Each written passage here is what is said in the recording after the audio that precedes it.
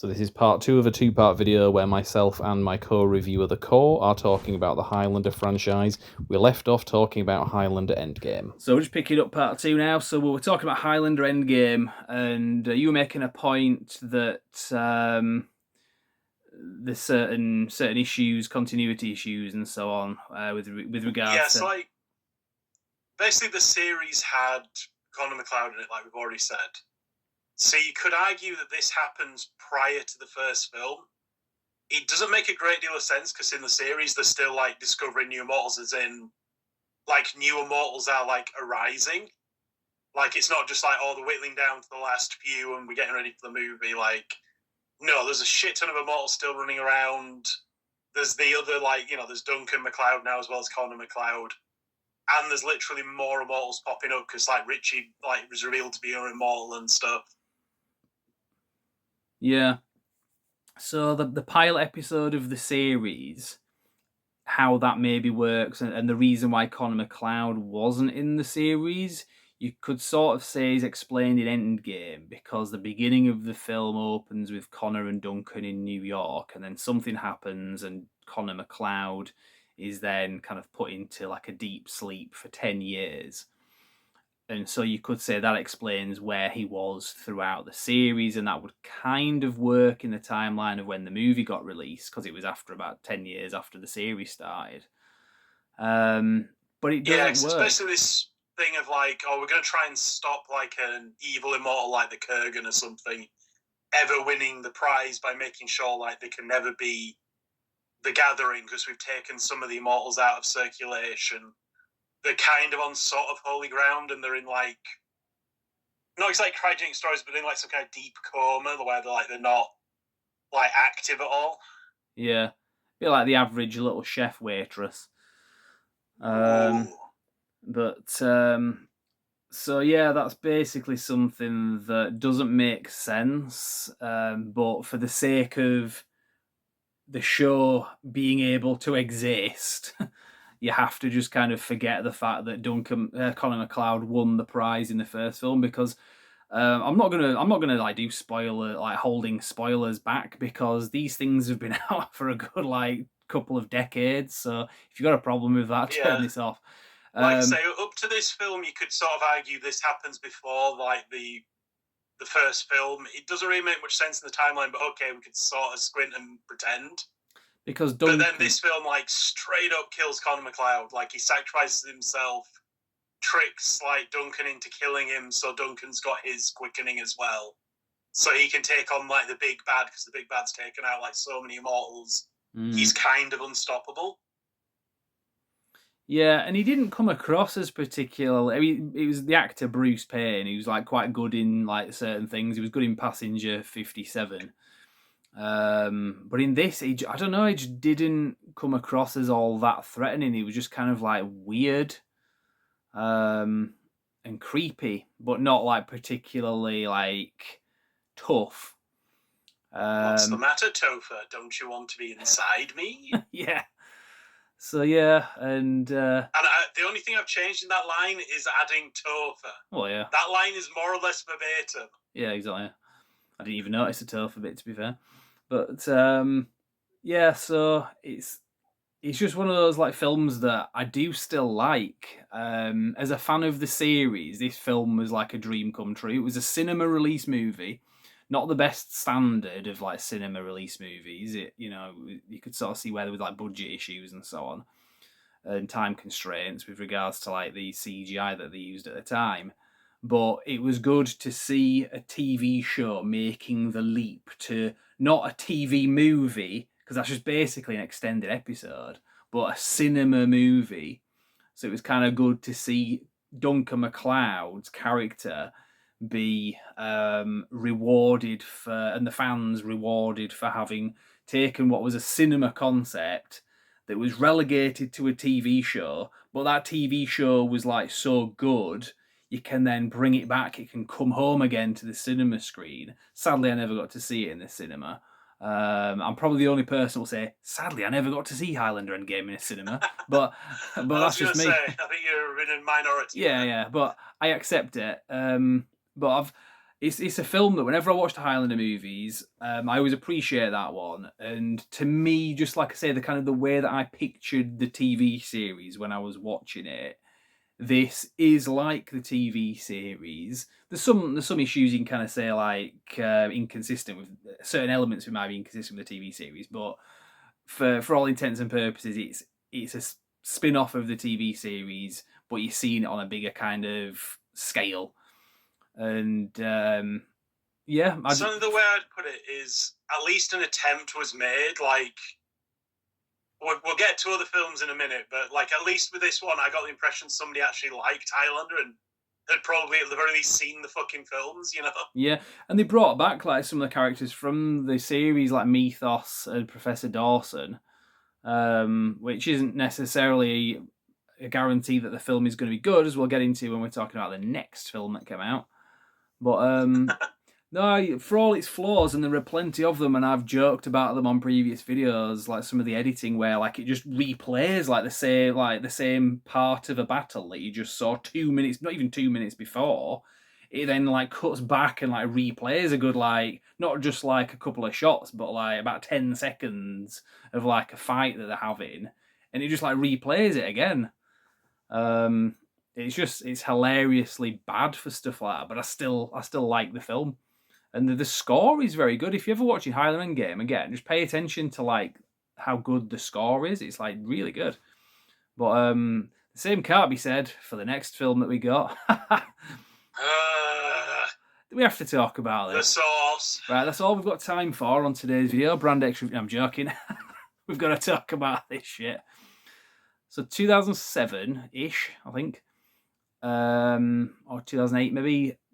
Was it the Sci-Fi Channel got the rights to it? Yeah, fucking Sci-Fi, man. And they have a lot of crimes to answer to the Sci-Fi Channel. yeah, it's kind of like watching a porn parody, but without the shagging in it. When you watch a lot of their films, yeah, at least if it was a porn parody, there'd be a point to it. Yeah, usually in their films, there fucking isn't. Yeah, so it's kind of like Highlander 2 in a way. It's sort of post-apocalyptic, because that's never been done before. And Duncan MacLeod, I can't even remember the story. It was stupid as hell. But yeah, it's basically like they've forgotten everything that happened in the last film. Like the immortal woman he was kind of with, not even referenced. Like, did she die? Like, what? He's with some other like woman now for some reason. And he's hanging out on rooftops like he's a fucking superhero. Yeah, I remember this was early YouTube days, and I remember seeing some footage that the filmmakers had put out, and it was like early concept footage. Well, not concept, it was like the footage that they were filming for the film, but it was like hadn't had the special effects added yet. So like the background just looked really like bad. You had the really early special, you know, like when you see like early footage of something like a Star Wars movie, and like it looks really like cheap and like stupid effects, where it's more like a placeholder. Yes, they haven't added the special effects in yet. Or at least that's what we assumed. Because when the film came out, no, that was the film. That was the final product. And the villain in it was like really weird. He was like some kind of like if Jim Carrey was a wrestler, that was what the character was. It was just weird, like the Guardian, or whatever the hell. Yeah, they kind of set up things like, he's got this like really weird, almost like reverse pyramid head from Silent Hill, like where he wears this weird like collar, which sort of makes a kind of sense because it makes it really hard to cut his head off. Even though I don't think it actually would, but you know what I mean? Like, that was the premise of it. Which he ditches after the first fight and never wears again. It's like, why did we bother fucking establishing this, like, stupid-looking, like, prop if you weren't going to use it? Like, what the fuck? Yeah, and it's got, like, they brought back Mythos and Professor Dawson from the TV series. And it's good to see that. I think, doesn't Professor Dawson get, like, killed off in, like, a really, like, unceremonious way? And that also has the infamous scene where it's actually done by Uncle Don. Hello, Joe! He did remind me of him, yeah, but that's a private in-joke. Well, no, that's literally a line in the film as well. Like, he gets hit by a car and, like, thrown back, and he's like, hello, Joe! Because that's, like, the guy's first name. And it's like... Does he? What the... fuck? I don't remember Like, that. is this supposed to be like a sitcom, like, lap reel? Like, what the fuck? I don't think I've seen that. I'll have to rewatch that. But I remember it's no. one of the things, like, when Spoonie did a review of it, he was like, showed like a couple times, and it was like, what the fuck do we just watch? Yeah. But the biggest crime in this movie, it does like a really terrible cover version of Princes of the Universe. And I just remember thinking, like, what the hell? It's like, usually you can argue, like, oh, maybe they just didn't understand, or they hadn't got the budget, and they just, like, threw something together. This feels more like, no, they understood everything you liked about Highlander, and they wanted to punish you for liking them. Yeah. At this point, it was feeling, as a Highlander fan, it was very much feeling like being an abused partner in something. We just keep going back. So, I mean, luckily, like I said, this film made Highlander 2 look like a work of art. I agree. Yeah. I've only revisited this film in the past decade or so, I think, for research purposes. I think maybe when I was doing the last review, which was back in like 2013. Now, there is also an anime movie. You haven't seen that. It's not bad, to be fair. We could watch that sometime if we have an SJS, but it was okay, but it's not required viewing. It's very much its own thing. There's also another spin-off series from the spin-off series, Highlander the Raven, which I never saw an episode of that. I don't know if it ever got aired on normal television in the UK. What was the character's name? Was Yeah, it I don't think I've Amanda? seen it either. It was basically like, oh, it's Highlander, but this time it's like a female lead.